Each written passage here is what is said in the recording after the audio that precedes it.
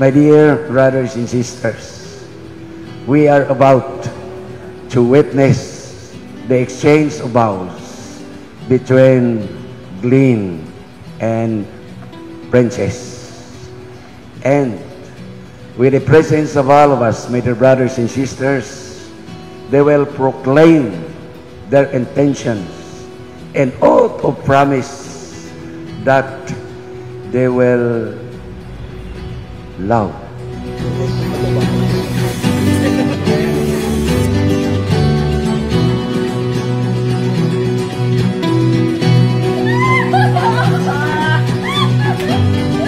Today is the day that we have waiting for, the day we are dreaming of. My heart is overflowing with love for you.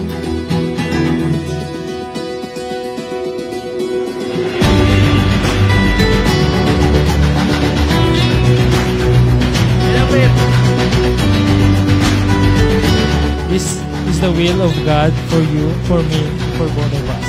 You have been a source of love and joy.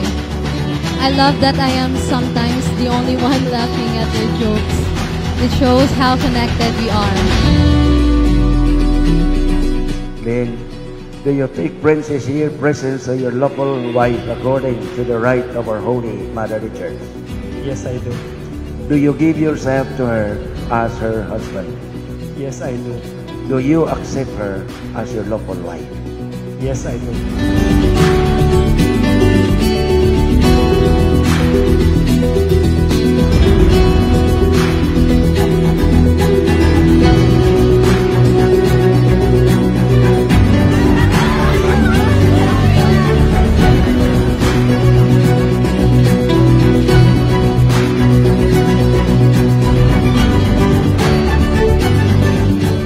Only condition that the only condition na ma-separate sa ila, the last words of this unison of their prayers till death do us part.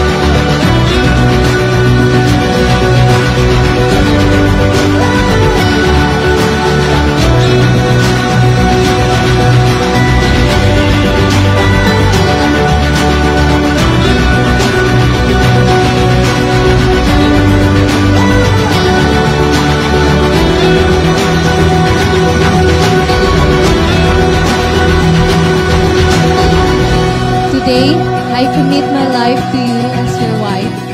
I give you everything I have and everything I am. Today, I pledge my love to you. I love you, Parangga ko. I love you.